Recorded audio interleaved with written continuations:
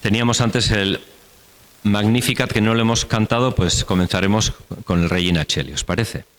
Regina Coeli letare, alleluia, quiaque meruisti portare, alleluia, resurrexit, sicut dixit, alleluia, ora pro nobis Deum, alleluia.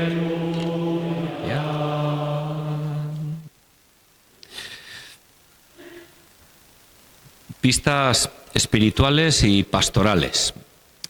Es lo que habíamos visto con el Consejo de Gobierno, que podía ser una buena manera en este día de San Juan de Ávila de tener un encuentro en el que quiero, por una parte, ir diciendo lo que yo llevaba de reflexión previa como cura, como vicario, y cómo eso se ha ido conjuntando con mi experiencia en Palencia en medio de vosotros. Entonces, efectivamente son pistas espirituales y pastorales. Con eso no quiero engañar, porque pistas implica que hoy no voy a hacer un discurso absolutamente cerrado. Además, no tendría ningún sentido que un obispo hablando al presbiterio diera como sentadas las cosas diciendo que estas cosas son así y hay que hacerlas de esta manera, ¿no? Pero pistas son siempre algo inspirador, que yo espero que lo recojamos como un elemento más de lo que he estado mirando en el plan de pastoral, en el sínodo, en lo que se ha trabajado con zonas, de manera que la pretensión es crear como una especie de armonía, donde la voz del obispo quiere conjugarse con la voz de los presbíteros, del pueblo de Dios, de todas las instancias pastorales de la diócesis. Providencialmente ha salido ayer a la tarde la bula del Santo Padre del jubileo del año 2025, de la que quiero extraer dos textos. La bula se titula, ya lo sabréis a estas alturas, Spes non confundit, la esperanza no defrauda. Hasta ahora estábamos ahí con la preparación del jubileo, con peregrinantes in spem, peregrinos en la esperanza, y destaco un par de ideas, de frases del Papa sobre la esperanza cristiana, que es la que no defrauda. Todo lo demás defrauda, la esperanza no. En efecto, el Espíritu Santo, con su presencia perenne en el camino de la Iglesia, es quien irradia en los creyentes la luz de la esperanza. Él la mantiene encendida como una llama que nunca se apaga para dar apoyo y vigor a nuestra vida. La esperanza cristiana, de hecho, no engaña ni defrauda, porque está fundada en la certeza de que nada ni nadie podrá separarnos nunca del amor de Cristo. Un poquito más adelante, he aquí por qué esta esperanza no cede ante las dificultades, porque se fundamenta en la fe y se nutre de la caridad, y de este modo hace posible que sigamos adelante en la vida. San Agustín escribe al respecto: nadie en efecto vive en cualquier género de vida sin estas tres disposiciones del alma, las de creer, esperar y amar. Y en el fondo lo teologal tiene una presencia en nuestros tiempos, como diré luego, muy, muy especial. Siempre las virtudes teologales son lo que son, pero en un tiempo de oscurecimiento, de cambios radicales, más si cabe. En este día de San Juan de Ávila os agradezco de todo corazón a cada uno de vosotros, queridos presbíteros de la diócesis de Palencia, vuestra vocación y respuesta al Señor. Como digo, creemos, esperamos y amamos como ministros, siervos del Señor y de esas comunidades a las que se nos han encomendado y en las que tenemos que justamente alentar esta esperanza, porque sabemos que no defrauda. Voy a hablar en primer lugar, en una primera parte, del reconocer e interpretar, que serían dos de los verbos que utiliza el Papa Francisco a partir del Sínodo de los Jóvenes, el ver, juzgar, actuar, actualizado por el Papa con unos matices que incorpora lo que supone en esta época, en vez de ver habla de reconocer, en vez de juzgar habla de interpretar. Es fundamentalmente lo mismo, pero hay unos matices que nos están dando nuestros nuevos tiempos. Y luego la parte ya de elegir, donde estarían ya propiamente las pistas espirituales y pastorales. Con lo cual vamos a una primera parte de cómo veo yo que podemos ir reconociendo nuestra situación y cómo podemos interpretarla. Reconocer e interpretar en una época como la nuestra, siglo XXI, tan heredero de todas las cosas del siglo XX, de las que casi todos los que estáis aquí tenéis más experiencia y más sabiduría que yo, ¿no? Pero son épocas que, como otros siglos, San Juan de Ávila estamos hablando del XVI, o el siglo XII, suponen épocas de corte, de cambio, que tenían y tienen unas dimensiones que se nos escapan, ¿eh? Porque encima ahora esos cambios sociales y culturales se van desarrollando con una progresión geométrica. Y en la formación hemos ido viendo las cosas que he leído y os ha tocado pensar sobre la cuestión del cambio de paradigma, ¿eh? Decir que los sociólogos nos están diciendo que nuestro mundo, hace unas décadas, hace 4 o 5 décadas, se hablaba de que ya era un mundo volátil, las grandes certezas y todo lo establecido de repente se ha vuelto muy volátil, incierto, las certidumbres que eran casi obvias para la gente ya no están, un mundo complejo y un mundo ambiguo. Los sociólogos últimamente ya dicen que eso ya ha pasado incluso, esto ya da un poco de vértigo, pero bueno, y hablan de un mundo muy frágil, de una fragilidad tremenda, y no solamente en los jóvenes, sino en todos nosotros, un mundo muy atacado por la ansiedad, un mundo para nada lineal. La vida humana ya no es una biografía en la que se van haciendo cosas que se supone que tocan, ¿no? De hecho, veremos en la pastoral cómo personas que se suponían que estaban aquí pegan un salto para atrás o para adelante absolutamente incomprensible. La vida se ha vuelto no lineal y, por tanto, como digo, incomprensible. No tenemos como claves para entender qué nos está pasando.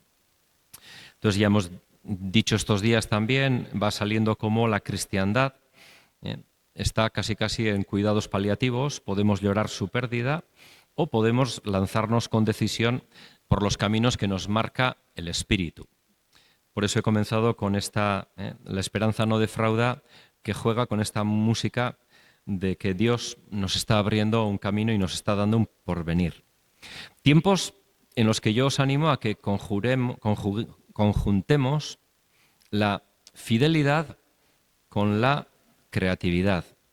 Obviamente tenemos que seguir siendo muy dóciles al Espíritu Santo, fieles a lo que nos marca la tradición con mayúscula de la Iglesia, pero nos resulta radicalmente imposible mantener y mucho menos anunciar la fe si no lo hacemos de una manera muy creativa. Entonces, yo estoy marcando líneas, ¿eh? Luego, si me preguntáis, ¿y eso cómo se hace? La respuesta es no tengo ni idea, porque es el Espíritu Santo el que nos está poco a poco inspirando. Estamos ahora en esa conversación espiritual, tal como habéis estado trabajando en los grupos sinodales, en el plan de pastoral, etc.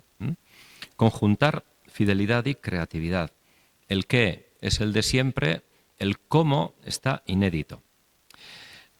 No todo es así tan incierto, ¿eh? Nosotros estamos dentro de la tradición de la Iglesia Católica y el Papa Francisco en la Evangelii Gaudium. Entonces voy a sacar cosas que igual interesa. Yo estoy comenzando en Palencia y me viene muy bien recomenzar releyendo la Evangelii Gaudium, porque es el pontificado en el que estamos y hay intuiciones que se dejaban muy claras ahí que quizá es bueno que volvamos a ellas.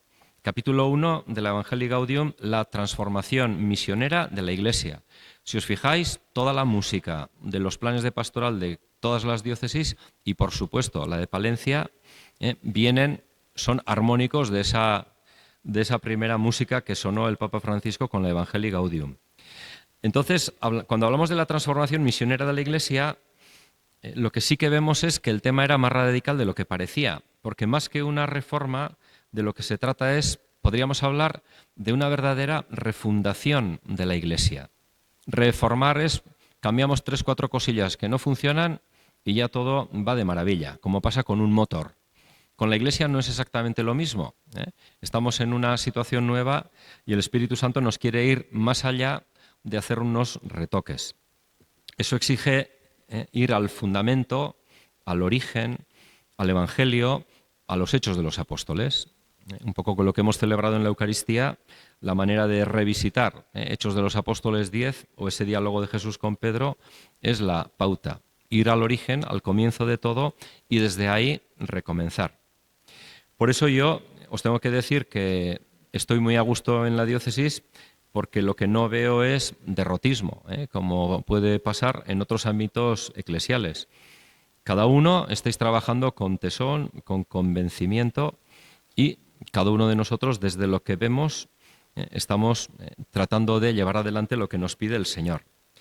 No veo derrotismo y luego veo también una habilidad para hacer cosas que en otras diócesis apenas he visto que se hiciera, por lo menos en la mía.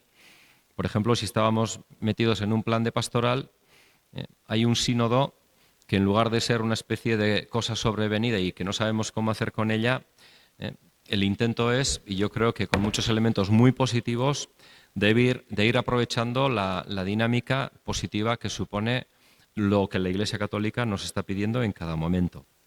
Por eso aplaudo todo eso que está ahora en marcha.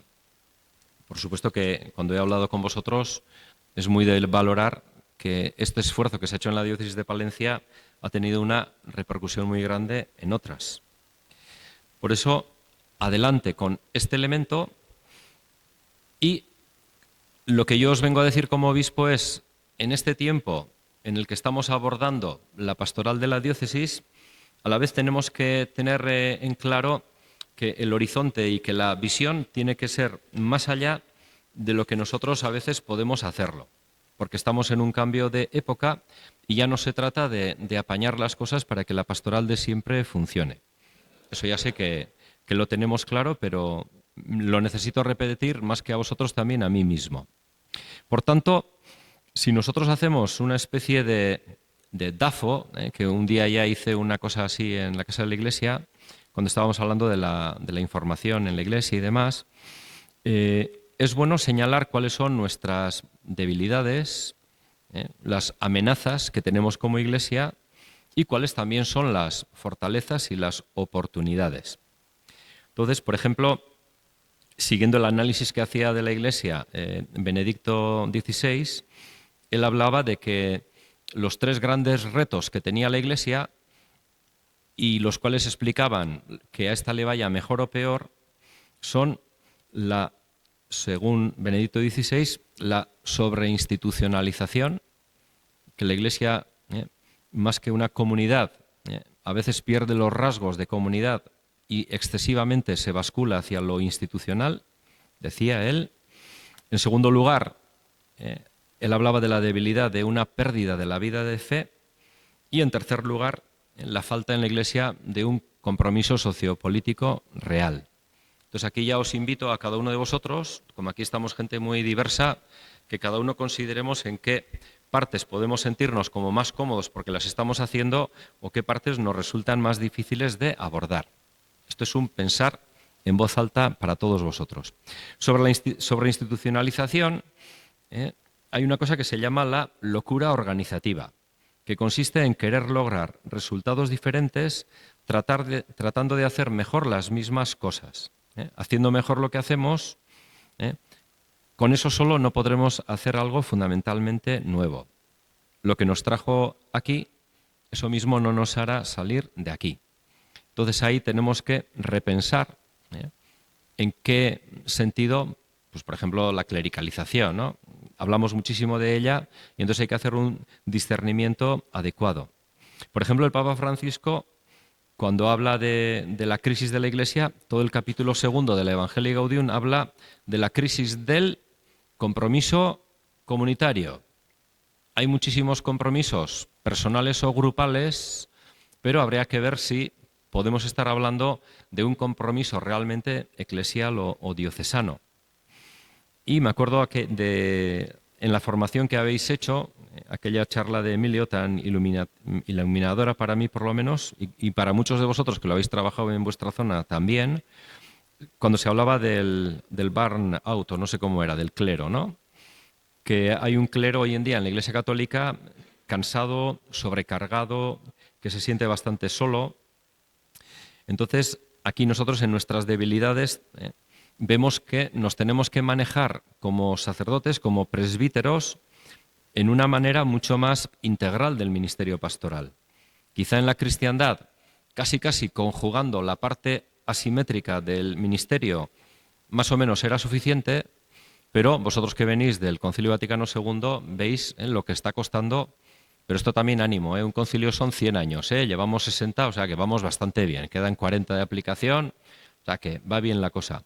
Pero el sacerdocio bautismal y el sacerdocio ministerial, los mismos curas tenemos que ser los primeros en tener muy claro dónde jugamos con la asimetría en la que nos toca a nosotros ser pastores ante la comunidad y dónde conjugamos la simetría que tiene que ver tanto con la colegialidad y tiene que ver tanto también con la sinodalidad.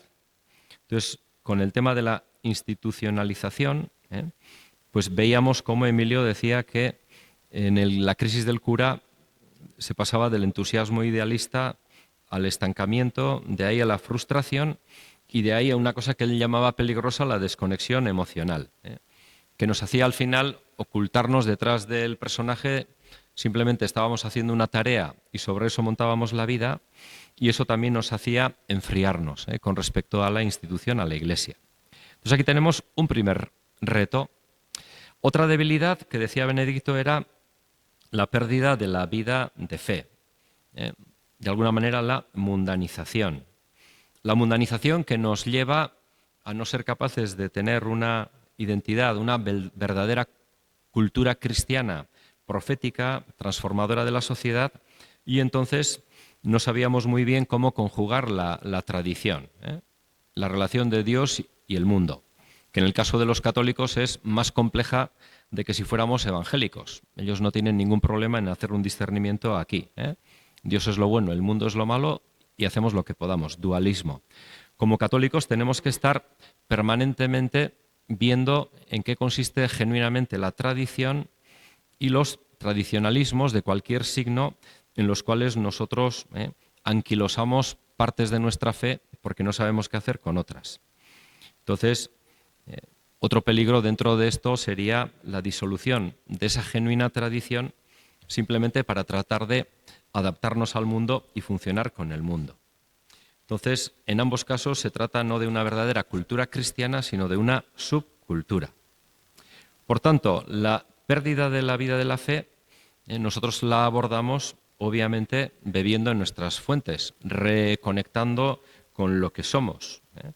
Entonces, la charla que también tuvimos sobre la fraternidad sacerdotal, también nos invito a que la volvamos a leer, la conjuguemos, porque esto va a implicar que en la pastoral nosotros ya no podemos funcionar por afinidades. Estamos pocos curas, la diócesis es muy dispersa y vamos a tener que funcionar unos con otros y nos necesitamos unos a otros. Entonces, la fraternidad sacerdotal se tiene que basar en que Cristo a cada uno de nosotros nos ha llamado no siervos, sino amigos, y la amistad con Jesucristo tiene que tejer en el presbiterio la capacidad de trabajar con los compañeros sacerdotes en arciprestazgos, en unidades pastorales, en la diócesis. Entonces hay que retomar la genuina vida de fe para desde ahí montar toda la pastoral. La tercera, que indicaba Benedicto, que hablaba de la falta del verdadero compromiso sociopolítico, cultural, en el que una iglesia no era capaz de impactar en lo que es la vida de la sociedad. O sea, cómo conseguir ser una iglesia que vaya más allá de la irrelevancia. Os pongo un ejemplo. El otro día estuve en un colegio católico y de 20 niños, no voy a decir porque eso me ofendió, pero bueno, mi nombre lo conocía uno. O sea, ¿y tú cómo sabes mi nombre? Es que mis papás me han hablado de ti. Ah, muy bien. Entonces, cuando hablamos de la irrelevancia, significa que nosotros como iglesia, como clérigos, podemos dar por supuesto de que el mundo ya sabe muy bien quién somos y realmente la gente no tiene absolutamente ni idea. Y esto no lo pongo como algo malo, lo pongo como algo buenísimo, porque ahora como Iglesia somos inéditos y podemos decir y hacer lo que nos da la gana, porque ya se ha roto la inercia de la tradición, de las expectativas de lo que la gente tenía con nosotros.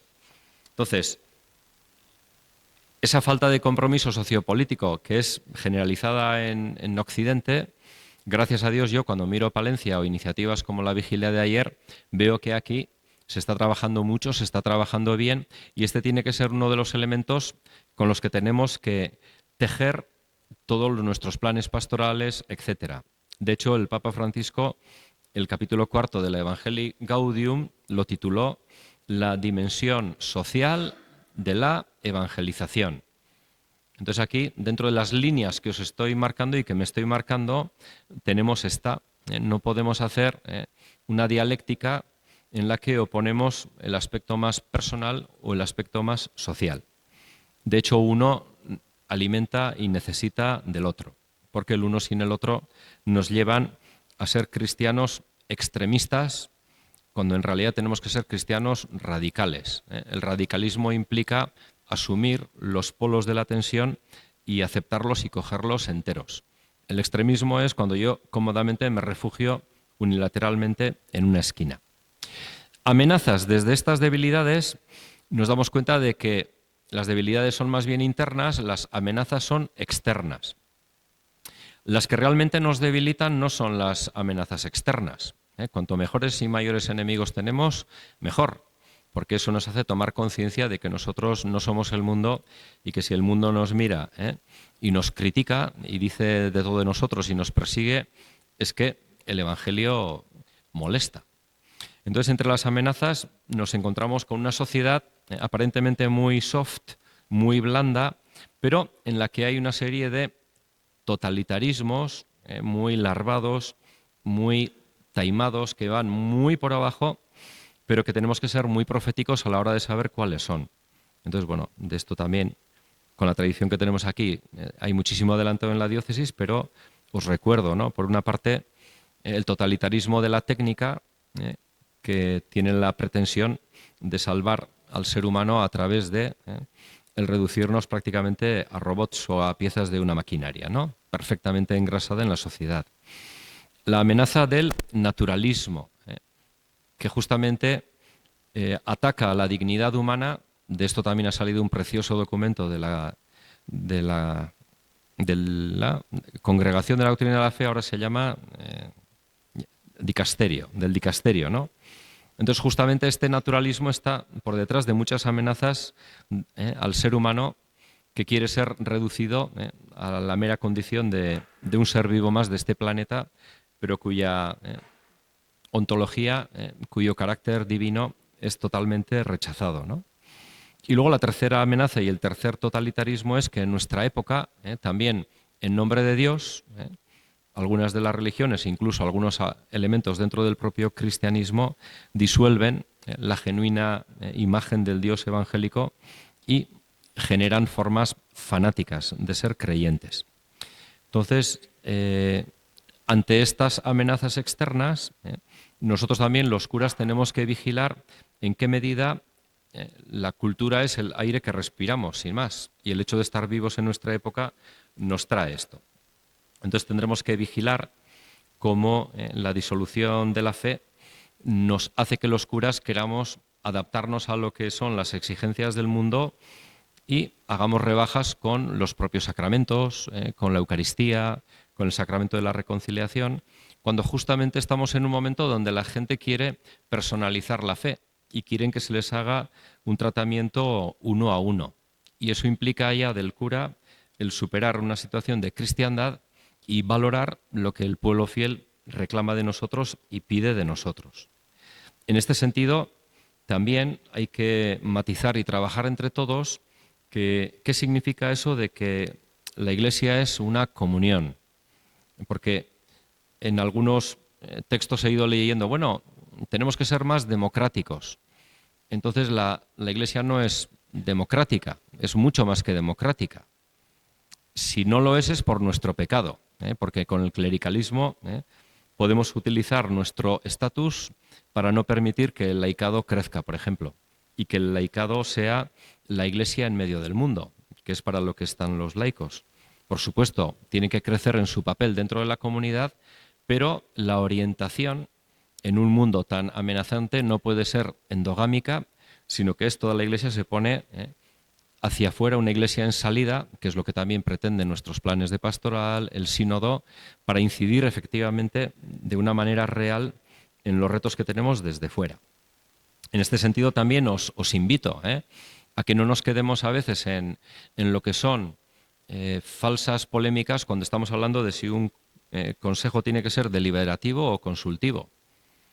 O sea, si somos curas, si estamos en la parroquia, deliberativo, ¿qué significa? ¿Que el cura se inhibe de las decisiones? Cuando estamos hablando de consultivo, si lo estamos haciendo en una verdadera comunión, el cura tiene que respetar lo que dicen los laicos porque en muchísimos temas están mucho más preparados que nosotros. Entonces, aquí tenemos que ser muy creativos a la hora de ver cómo no perdernos en falsas dialécticas donde lo que se pone en juego es quién tiene más parcelas de poder o menos, cuando de lo que se trata es cómo todos tenemos que ser totalmente corresponsables en la Iglesia desde nuestra situación de laicos, consagrados o ministros. Entonces hay amenazas externas que se nos cuelan dentro. Fortalezas. Según del IVAC, catolicismo significa igualdad, diversidad, universalidad. Entonces aquí también tenemos una palabra muy profética para la cultura y el mundo actual, totalmente atascado con el si somos iguales o si somos distintos. Culturalmente hay una dialéctica tremenda, cuando en la Iglesia Católica, si somos lo que realmente debiéramos ser, estos tres elementos se tienen que integrar perfectamente. En este sentido, la llamada que me gustaría haceros es que sin abandonar el tiempo de los análisis, que hay que seguir haciéndolos porque hay que estar a pie de obra siempre, sin estar ahí hablando de oídas, también el Espíritu Santo creo que nos está llamando en esta época a hacer ya una nueva síntesis armoniosa y una nueva síntesis poderosa. Creo que va por ahí también el Papa cuando nos dice que la esperanza no defrauda, porque la esperanza es la que nos da esa visión, y estoy conjugando palabras que aparecen en el plan de pastoral, esa visión de lo que somos y de lo que el Espíritu nos puede ayudar a que lleguemos a ser. Porque si tenemos esa visión, que tiene que ser una visión conjunta, una visión eclesial, esa visión ya de suyo es inspiradora de cara al futuro. Es la manera de generar una comunidad genuina, desarrollando un sentido corporativo de la visión. Entonces, el Papa en la Evangelii Gaudium nos insistía en que es el entero pueblo de Dios el que está llamado a evangelizar y, por tanto, el Espíritu Santo está tocando a cada uno de los miembros de la Iglesia. Por tanto, la regeneración, el recomenzar de la misión eclesial, que es algo que se está haciendo siempre, pues tenemos que hacerlo entre todos. Hay un teólogo que es protestante, neozelandés, muy inspirador, Alan Hirsch, que dice: para lograr nuestras metas necesitamos enfocarnos. Sin embargo, para lograr saber cuáles son las cosas correctas a hacer, simplemente tenemos que considerar el cuadro completo. Es solo cuando ponemos nuestras actividades habituales y nuestras maneras de pensar en el contexto del cuadro completo que seremos capaces de permanecer dirigidos hacia el blanco, enfocados. Tienes que pensar cosas grandes mientras estés haciendo las pequeñas, para que todas las cosas pequeñas vayan en la dirección adecuada. O sea que esto creo que para la pastoral siempre nos viene muy bien. O sea, estamos enfocando, estamos haciendo cosas pequeñas, estamos constituyendo, estamos tejiendo las parroquias, las unidades pastorales, los equipos eclesiales, los arciprestazgos, y hay una cantidad de actividades, lo que podemos considerar cosas concretas o pequeñas, pero a la vez tenemos que tener esa capacidad de estar caminando enfocados. Dice Alan Hirsch, nuevos mapas mentales son vitales si queremos trazar nuestro camino. Entonces, muchas veces el cansancio del cura, esto lo decía Emilio, es porque llega un momento de esa desconexión emocional en la que dejas de tener en mente para qué eres cura, en lo concreto de tu día.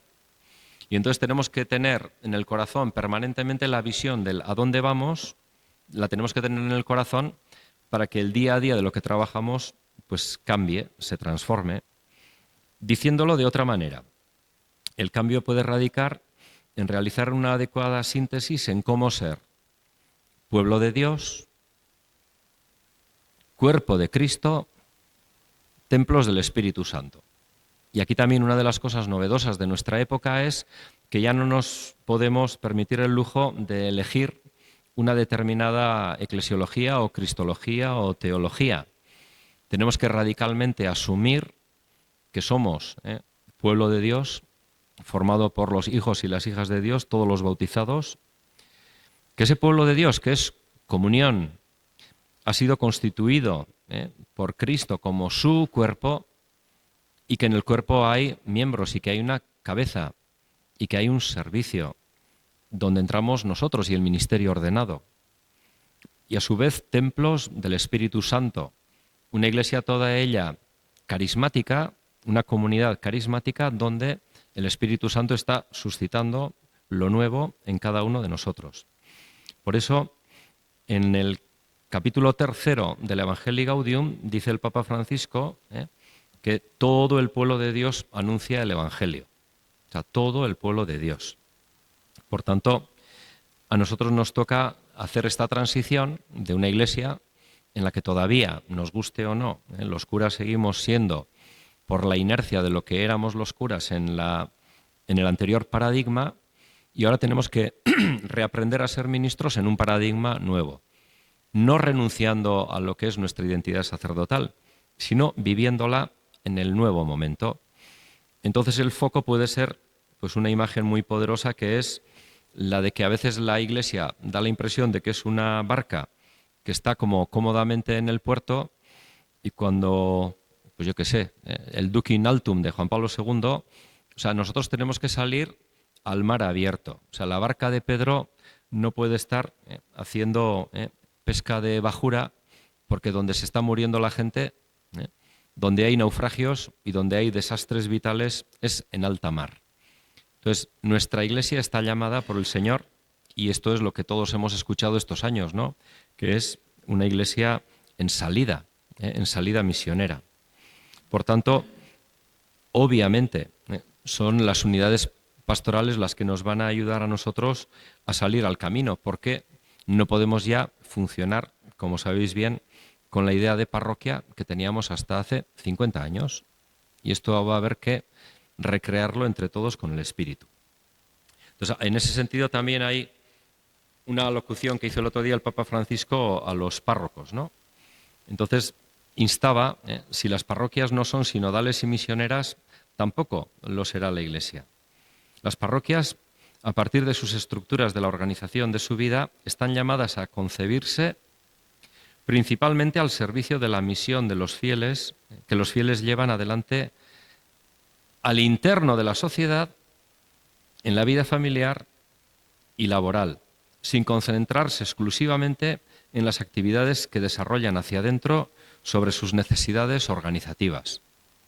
Esto es claro, ¿no? Es normal que nosotros, cuando no sabemos muy bien qué hacer, basculamos mucho a cómo nos vamos a organizar, y eso hay que hacerlo, pero lo primario de las parroquias es la llamada a estar al servicio de quién. A ese servicio que los fieles prestamos, dice, al interno de la sociedad. O dicho de otra manera, el horizonte de la parroquia no es la parroquia. El horizonte de la parroquia es la sociedad humana en la que esa parroquia está metida, sin entrar en las disquisiciones sobre la territorialidad, que sobre eso también vamos a tener que discernir juntos muchísimo, porque la idea de territorio no es ya la de hace 60 años, y la idea de mapa mental de la gente tampoco lo es. Con eso me remito a la Evangelii Gaudium 37, 38, acordaros que lo que decía el Papa de que había que repensar todo lo que es la parroquia en sí misma. Por tanto, tenemos una serie de fortalezas y una serie de oportunidades. En cuanto a las oportunidades, también muy inspirador me resulta esto. En una época de cambio drástico, dice Alan Hirsch, son los aprendices los que heredan el futuro. Los eruditos generalmente se encuentran equipados para vivir en un mundo que ya no existe. O sea, y a veces a mí me pasa mucho, ¿eh? Voy de erudito por la vida y me hacen una pregunta y, sí, esto era, entonces ya saco del archivo lo que he leído en 3 libros y meto mi rollo. Esa es una respuesta erudita, pero no es una respuesta de aprendiz. Porque el aprendiz, cuando se le hace una pregunta o una cuestión, tiene que saber qué en esa pregunta ya es una clave de la respuesta. No sé si me estoy explicando. No es que hay gente que no sabe nada y nosotros somos muy listos y lo sabemos todo, y cuando nos hacen una pregunta nos vemos casi en la obligación de dar la respuesta adecuada. Y esto a los curas, a mí por lo menos, nos ha podido mucho. Por lo menos de cura novato, cuando te venía una persona con un problema, ¿qué le digo? Ahora la cuestión ya no es qué le digo. ¿Qué tengo que escuchar en esta persona? No sé si se ve esto claro. En lugar de dar por supuesto que me ha dicho estas palabras y yo tengo que buscar otras palabras, y eso sería un partido de tenis infinito, la oportunidad de esta época es que cuando la gente nos venga con cualquier cuestión, eso que nos va a plantear sí o sí puede y tiene que ser un camino de evangelio. Porque en esa persona ya el Espíritu Santo está tocándola y ahí está pasando algo.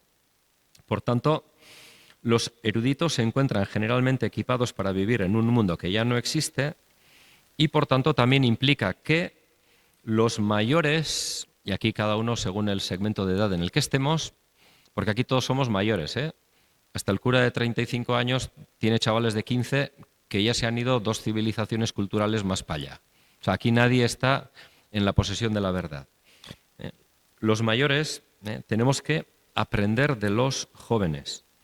Ellos, y hablo en general, no son una amenaza, sino la oportunidad para que nos reenganchemos con realidades que el Espíritu inspira.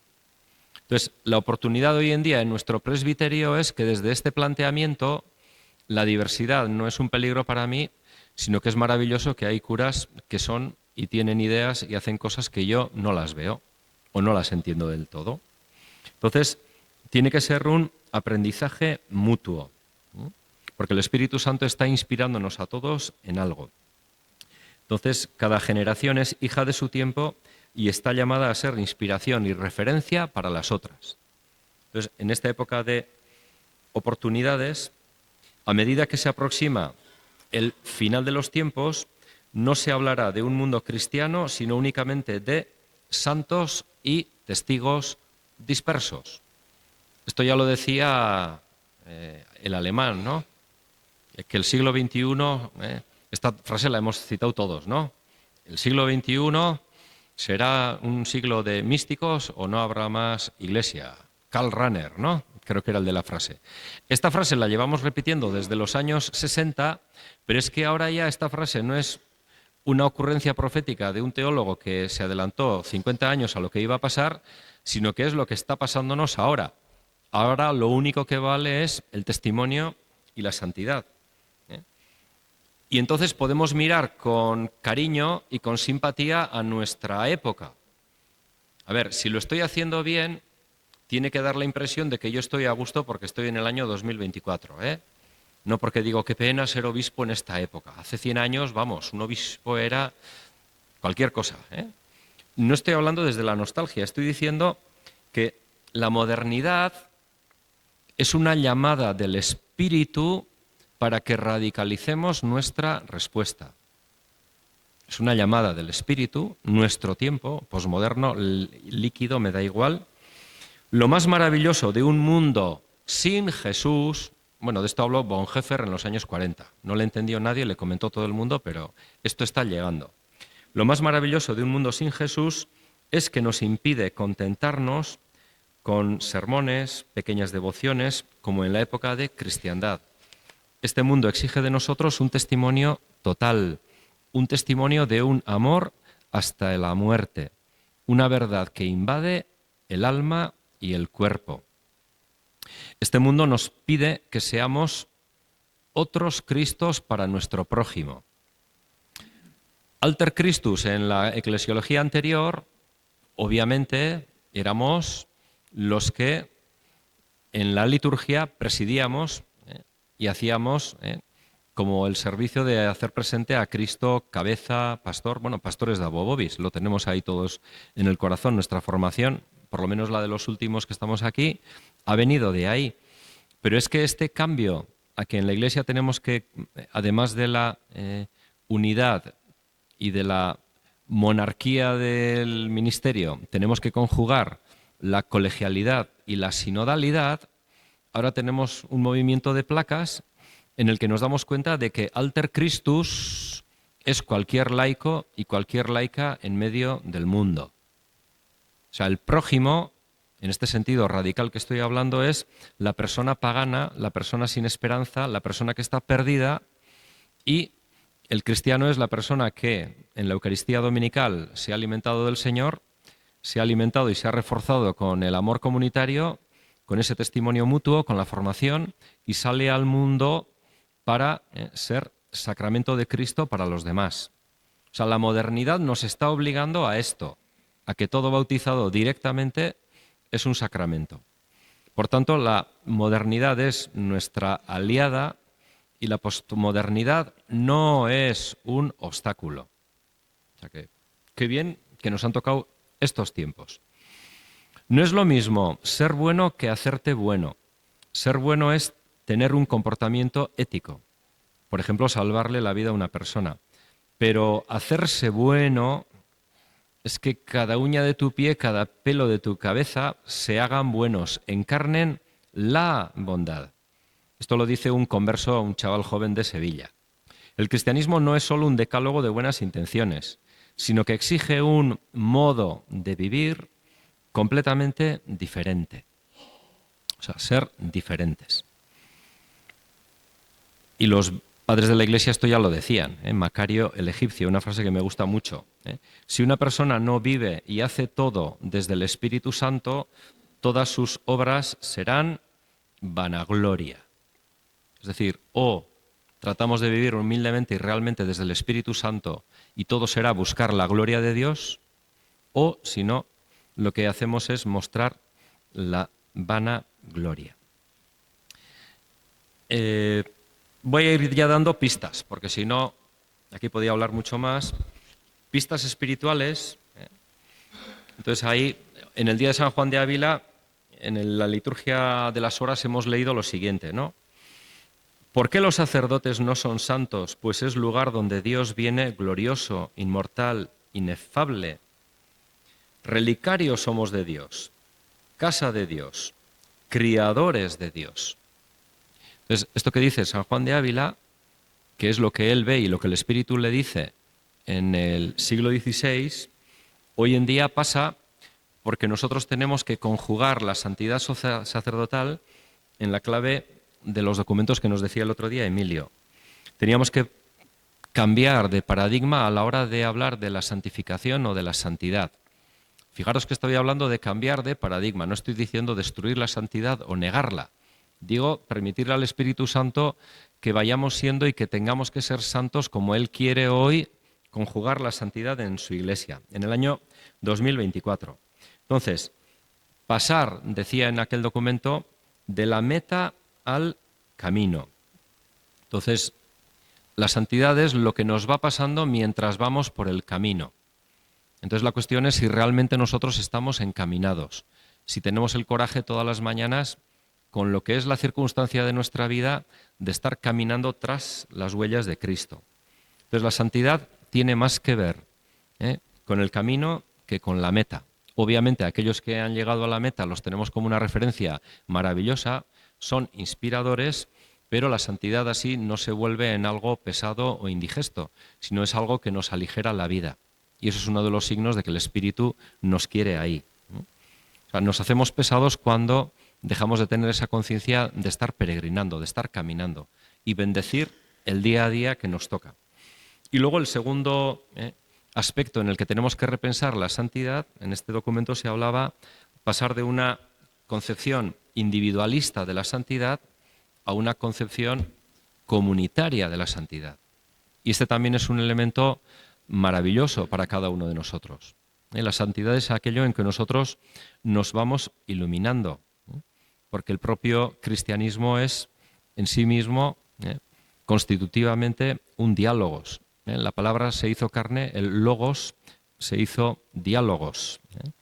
Entonces, a nosotros nos toca en el año 2024, y siempre es así de alguna manera, pero bueno, es el momento en el que estamos, nos toca entrar. Por una parte he dicho entrar mar adentro, porque en mar adentro, en alta mar, están los náufragos y está la gente que tiene auténticos desastres en su vida. De alguna manera también es, paradójicamente, entrar en el desierto, en esa tierra que es una tierra de nadie, una tierra inédita, porque estamos en éxodo, en salida hacia la tierra de la promesa. Y esta es una interesante y sana dessecularización de la Iglesia. El secularismo nos hace daño cuando nosotros, de alguna manera, creemos que Jerusalén la estamos construyendo aquí. Jerusalén es lo que nosotros vamos a tener al final. Por tanto, clericalismo también, y eso nos podemos revisar todos, es pensar que es más importante la jerarquía, en este sentido social de la palabra, que la santidad. Ya no basta transformar el mundo. Ante todo hay que preservarlo, transformando el propio corazón, llegar a ser santos, seguidores del Señor, hasta el final. Y si los curas y los diáconos y los obispos tenemos una tarea, es insuflar en el pueblo de Dios, en todos los bautizados, este anhelo de la santidad hasta el final, con la particularidad que tiene nuestro ministerio. Por eso, como pista del camino, sumándome a lo que ya se está haciendo en la diócesis, tanto en el plan de pastoral como lo que se está haciendo en las zonas, lo que es todo el impulso sinodal, de lo que se trataría es de, y esta es una expresión que me gusta mucho, desatar la imaginación misional del pueblo de Dios. Si preguntáis a los laicos de verdad, cómo podíamos incidir con el Evangelio en cualquiera de los pueblos o de los barrios, nos quedaríamos sorprendidos de la iniciativa que tienen los laicos y de las cosas que están haciendo. Por tanto, comunidades no en torno a un patrimonio, a un refugio, a una nostalgia, sino comunidades totalmente volcadas a responder a la sed de la gente que tenemos fuera. Por tanto, la Iglesia tenemos que aprender a ser también una red viva, adaptativa, muy sensible. Por ejemplo, ayer salía en la vigilia que teníais, ¿no?, que organizabais ahí con Justicia y Paz y demás, y el documento que ha sacado la Conferencia Episcopal, ¿qué vamos a hacer con los migrantes? Es terrible que los hispanoamericanos católicos que vienen a Europa y a España, como no encuentran comunidades que tengan ese rasgo de ser adaptativas, vivas y sensibles, terminan yendo a las iglesias evangélicas. Bueno, aquí nos está pasando algo. Por tanto, como cuerpo de Cristo, tenemos que tener esa convicción de que nosotros somos fecundos y luminosos. Entonces, la conversión pastoral creo que tiene que ir por ahí. O sea, estoy mezclando aquí lo que sería más lo espiritual y lo pastoral. Entonces, una conversión pastoral en la que tenemos que pasar de un modelo atraccional, ¿cómo hacemos para que la gente venga y le guste lo que ve en nosotros?, a otro modelo encarnacional. Ojo, no estoy acusando. Muchos me podéis decir, pues, ¿qué estamos haciendo en Palencia si la encarnación en las realidades? No. Sí, pero la encarnación en los nuevos areópagos que nos está poniendo el Espíritu Santo. O sea, allí donde estamos encarnándonos y encarnados, adelante y mucho más. Pero también ver nichos, franjas, lugares donde esta encarnación no está. O sea, esto va en línea de ánimo. Tenemos que ir viendo que en esta época quizá podemos tener más sintonía con los de fuera, y como católicos nos debiera pasar esto, tener capacidad de tener una gran afinidad con la gente de fuera. Por eso cuando nos vienen con preguntas, en lugar de estar con el recetario de respuestas, ir con la con la convicción de que tenemos mucho que aprender y ellos tienen mucho que aportarnos a nosotros. Los que nos vienen incluso en situaciones que nos han venido como sacerdotes a que les ayudemos, acompañemos, etc. Pero los de fuera, fuera, muy fuera, tienen muchas de las claves que necesitamos en la Iglesia. Por eso voy concluyendo algunas concreciones, que luego no quiero ser demasiado concluyente porque lo concluyente es el final de este curso y el siguiente.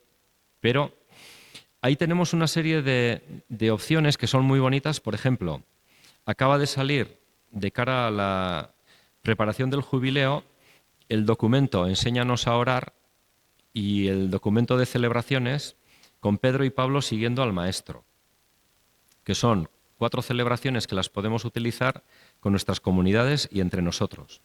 Las celebraciones que son la llamada, la profesión de fe, la prueba, el testimonio. Luego, creo que con Tasio estuvimos diciendo que íbamos a regalar, ¿no? ¿Está el libro por ahí? Después, pues hago un spoiler, ¿no? Entonces ahí, de un libro de Martini, Formación, podíamos utilizarlo también porque va en esta clave profética muy desde San Pablo, un amor que arrastra en camino con Pablo hacia Jerusalén. Entonces son documentos muy inspiradores que los podemos incorporar para el año que viene. Luego, entre las pistas pastorales, para que desde lo que hemos dicho nos damos cuenta de que, fijaos lo que decís en el Plan Pastoral Diocesano 23-26, de la parroquia de servicios y mantenimiento a la parroquia de procesos y regeneración, de la parroquia autorreferencial de espacios a una parroquia en salida de tiempos, de liderazgo único al liderazgo compartido. Entonces, marcar un itinerario donde nos planteemos qué significa en nuestra diócesis la conversión pastoral. Entonces, como veis, estos son balbuceos de lo que ahora nos está tocando como Iglesia Católica. Y está muy bien, yo suscribo lo que dice el plan de pastoral. ¿Cuál es nuestra razón de ser, misión, y qué futuro queremos y soñamos? La visión. ¿Qué valores debemos priorizar que nos ayuden a tomar decisiones para después marcar ya estrategias, propuestas, etcétera? Una vez más, digo lo siguiente, ¿no? Si tenemos clara la visión y en lo grande estamos de acuerdo, porque una visión no es un jarro de agua fría, es algo que calienta, que enardece el corazón, como hemos cantado antes, ¿no? Cuando tú ves que la visión es lo que Dios ya ve que van a ser los próximos años, que son comunidades cristianas que están metidas en un mar de paganos y de paganitos, hermanos nuestros, comunidades que son significativas, proféticas, que viven en esa salida para que los demás también descubran que el reino de Dios ha comenzado. Entonces, esa visión es lo que tenemos que tejer entre todos. Entonces, yo os animo vivamente a que esos aspectos que quedan como trabajo, porque el plan está empezando, fijaos que desde esta música, que yo creo que estamos interpretando y escuchando todos, a la hora de configurar los equipos, tendremos que tener en cuenta, por una parte, que el primer tejido que tenemos que tener es el del presbiterio. Por una parte, tiene que haber equipos en las unidades pastorales y yo me atrevo a sugeriros que una unidad pastoral, para serlo, porque he hablado con algunos de vosotros y me refrendáis en esto, un equipo pastoral es difícil, si no imposible, que se haga cuando hay un solo sacerdote. Tiene que haber un mínimo de un equipo ministerial sacerdotal que es capaz de trabajar, conjugarse en lo que es estrictamente el trabajo sacerdotal, para luego desde ahí incidir, vertebrar lo que son los equipos eclesiales y a su vez ir trabajando las distintas áreas pastorales. Entonces, estamos en una época en la que, como decíamos, además del análisis, tenemos que tener la capacidad de tener una síntesis.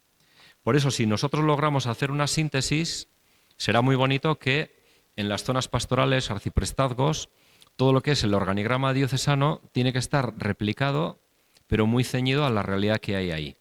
Y eso para los curas, en lugar de una faena, será una tremenda liberación. Porque para empezar, todo el caudal de la información diocesana, en lugar de pasar por el centro de los radios de la rueda de la bicicleta, que solemos ser el cura, si además de trabajar radialmente, que en algunas cosas el ministerio nos lo exige, en otras muchísimas cosas los curas tenemos que aprender a trabajar en red, en las cosas en las que a los laicos les toca el liderazgo. Entonces, pistas pastorales. Yo os animo también a que como curas vayamos dando cauce en nuestras parroquias a esas nuevas realidades, a esos nichos que yo pienso que son importantes. Y ya voy terminando para no pasar de los 50 minutos que había dicho. ¿Qué vemos que el Espíritu Santo está suscitando en torno a nosotros? Entonces yo cuando he estado hablando con realidades diocesanas me he encontrado con que a veces iniciativas que vienen del mundo de los laicos se disciernen como que no tienen cabida en la parroquia. Entonces ahí yo os animo a que repensemos que en una visión ya mucho más global de la parroquia como comunidad de comunidades y como aquella que en un territorio lidera, vertebra en la liturgia, coordina todo lo que es la evangelización, he hablado con, por ejemplo, talleres de oración y vida que pueden ser una iniciativa maravillosa porque son pedagogía de la oración que justamente a la gente le ayuda a ver cómo se vertebra la oración y el compromiso en la vida y que directamente se va hacia la parroquia. Iniciativas de primer anuncio que están suscitándose muchas, las clásicas y las nuevas. Yo también para el año que viene os insto y os animo. Por ejemplo, cursillos de cristiandad. Curiosamente, son iniciativas que en el norte de España languidecen y que en el sur de España están revitalizando las diócesis. Entonces tenemos que repensar que no es una maldición estar en el norte de España, sino que ahora tenemos que tener la agilidad y la frescura para ver qué herramientas de evangelización nos está poniendo el Espíritu Santo para que las pongamos en marcha. Luego, también en mi interés como obispo de la Conferencia Episcopal por lo que son la piedad popular y las peregrinaciones y los santuarios, ya muchos de vosotros me estáis dando ideas que me parecen preciosas de cómo se está articulando ya la vida parroquial o la vida de las parroquias con los santuarios. Aquí tenemos unas claves preciosas para hacer que en lugar de vivir como de una manera disfuncional la piedad popular, por ejemplo con la realidad de las cofradías, veamos que aquí tenemos grupos humanos que al menos vienen a nosotros y de una manera parcial viven la fe, o no tan parcial, y que están exigiendo de nosotros un acompañamiento y una formación. Por tanto, estos planteamientos lo que nos hacen es ensanchar la idea que tenemos, la visión que tenemos, y yo pienso que aquí tenemos suficientes retos como para que el año que viene pues no nos vayamos a aburrir. Termino con una cita de Spes non confundit, del documento del Papa para terminar como he comenzado. Hemos comenzado haciendo una referencia a la más difícil de las virtudes teologales, que es la esperanza. San Pedro decía, siempre dispuestos a dar razón de vuestra esperanza. Razón de la fe y razón del amor ya no nos la va a pedir casi nadie, pero de la esperanza todo el mundo está necesitado, tiene sed y tiene un sentido. Nosotros, en virtud de la esperanza en la que hemos sido salvados, mirando al tiempo que pasa, tenemos la certeza de que la historia de la humanidad y la de cada uno de nosotros no se dirigen hacia un punto ciego o un abismo oscuro, sino que se orientan al encuentro con el Señor de la gloria. Vivamos, por tanto, en la espera de su venida y en la esperanza de vivir para siempre en Él. Es con este espíritu que hacemos nuestra la ardiente invocación de los primeros cristianos con la que termina la Sagrada Escritura: Ven, Señor Jesús.